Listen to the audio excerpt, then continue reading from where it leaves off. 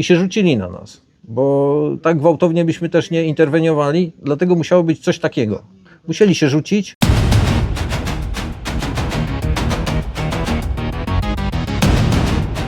Zapraszamy na trening. Damy czadu dzisiaj.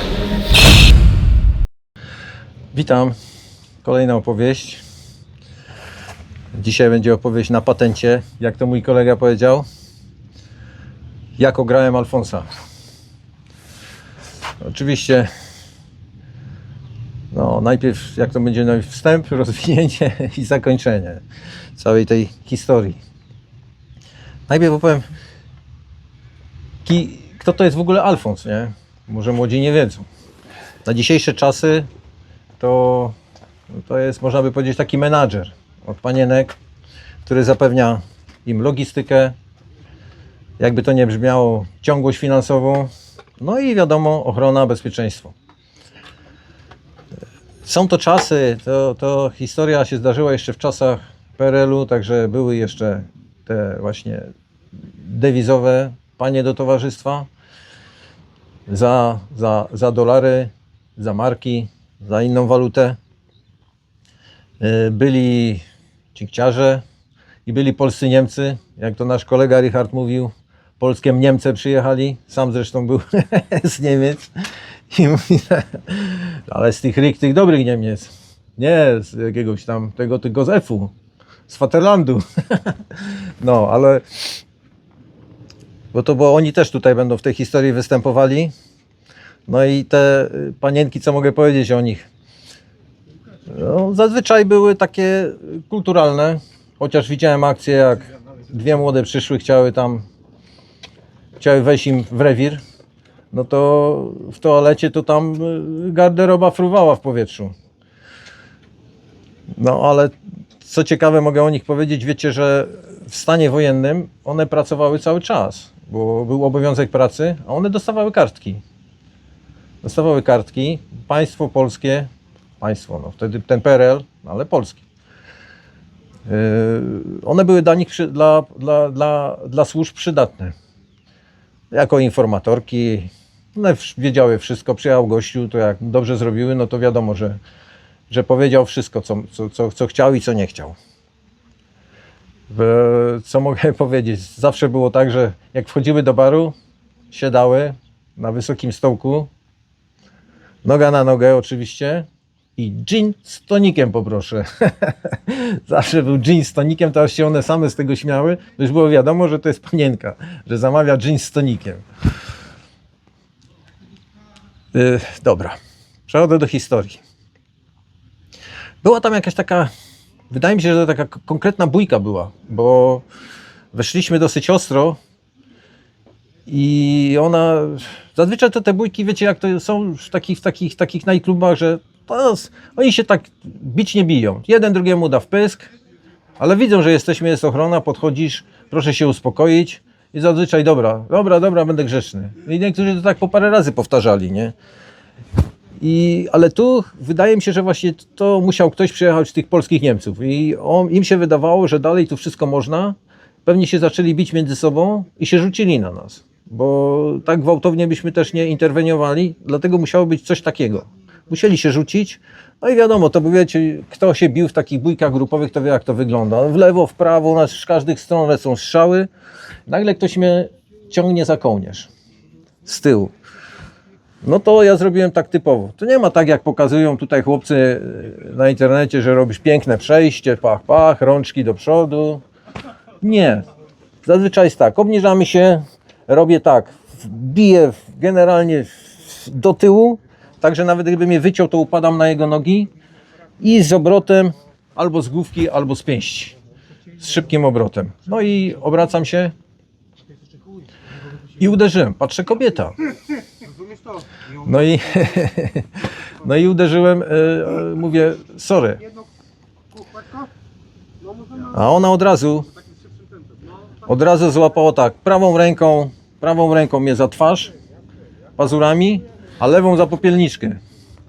Odbiłem tą lewą i puściłem plaskacza. Nie? Dostała od razu z tej samej ręki, wpadła gdzieś tam w tłum. No, posprzątaliśmy to wszystko po tej akcji. No i ten wychodzi do mnie gościu, mówi, słuchaj, uderzyłeś moją kobietę. Uderzyłeś moją kobietę, masz przechlapane, mówi. I jeszcze mówi, słuchajcie, tam kupę ludzi było, mówi, jeżeli on tu do końca miesiąca będzie robił, to możecie mi mówić frajer. Mówi, zajebie cię, nie? Ja mówię, kurde. A jeszcze oczywiście, wiadomo, jak w tej ekipie wczyki mi robili, przychodzili, wiesz, źle zrobiłeś, nie? Nie wiadomo, co on ci zrobi, nie? Kurde. Ja mówię, no nie wiem, bo tak też nie wiedziałem, jak on jest tam ustawiony w tej ekipie, w całej tej sytuacji, kim on tak do końca jest. Mówię, co tu zrobić, co tu zrobić? Nie wiedziałem, mówię tak, no miałem taki plan, mi świtał, ale nie miałem ludzi, żeby to zrobić. I kurde, ja mówię, zawsze mam szczęście. Nad ranem, bo robiłem w takim lokalu, gdzie się robiło od 22 do 6 nad ranem. Zazwyczaj to wszyscy przychodzili po innych dyskotekach, większość było do 4, a my mieliśmy do 6. I przyszedł kolega. Mówię, idealny, mówię, kurde, spadłeś mi z nieba, nie? Mówi, pomożesz mi? On mówi, nie ma sprawy, nie? Mówię, słuchaj, zrobimy coś takiego. Tylko najlepiej, gdyby miał jego dane, nie? Że pójdziemy do niego i powiesz, że jak mi coś się stanie, to ty załatwisz sprawę. A on mówi, dobra. Ja mówię, pamiętałem, w jakiej kurtce chodził. Mówię, żeby miał tylko dowód. Miał dowód. Spisaliśmy wszystkie dane. Ja mówię, mam jego dane, dobra. Teraz ten mój kolega, bo to też jest ciekawe, jak wyglądał, bo tu wszystko było tak jak w planie filmowym. On przyszedł, wyglądał jak taki typowy, zresztą był po wojsku chyba wtedy, też robił z nami na bramkach. Chłopak tak 1,80 m parę, proste plecy, takie czysto wyglądał na wojskowego, płaszczyk taki jesienny miał, gdzieś tak do kolan, pod spodem taką nie rzucającą się w oczy marynareczkę, krawacik, ubrany tak elegancko, nie rzucająco się w oczy. I ja mówię, słuchaj, pójdziemy, staniemy i ja będę mówił, zobaczysz, co będzie, nie? Zeszliśmy, on mówi, zdejmę kurtkę. My nie zdejmuj, bo się zdejmowało kurtkę, jak się schodziło. Zeszliśmy na dół, patrzymy, już tak mało ludzi było, oni siedzieli w takiej wnęce, podeszłem tak gdzieś 2 metry od tego stolika, przestali mówić i ja tak wyciągłem rękę i mówię tak, widzisz tego gościa? Widzisz go? On mówi tak. Patrz, tu jest napisane, tu mam jego dane. Tak i tak się nazywa, mieszka tam i tam. Jak mi coś się stanie, to wiesz, gdzie masz iść. Wiesz, co masz zrobić z nim, nie? On mówi tak. Ja mówię, dobrze się przyjrzałeś? On mówi, tak, mam dobrą pamięć. I poszliśmy do góry. Kurde, nie minęło 10 minut, on przylatuje. Mówi, brachu, coś ty, zwariowałeś? Na żartach się nie znasz?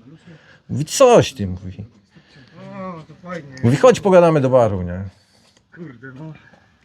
No i fajnie, to tak się jakoś układa, nie? No bo tak. No i poszliśmy do tego baru, siedzimy, on mówi, skąd ty masz moje dane? On mówi, na pewno z kurtki wziąłeś. Ja mówię, coś ty, ja nie wiem, jakiej ty kurtce chodzisz, a poza tym tam jest szatniarka, nam tam wchodzić nie wolno, co ty, nie? On mówi, no to skąd masz to, nie?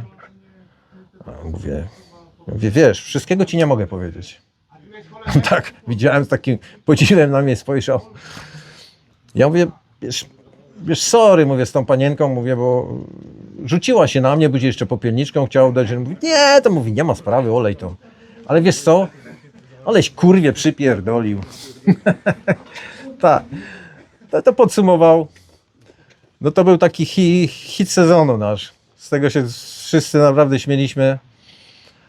No i tak wyszło. Wyszło, że można powiedzieć, że nic się nie stało. Nie? Także dziękuję. Myślę, że opowieść ciekawa. No i śmieszne to było, ale ważne, że się dobrze skończyło. Także dziękuję.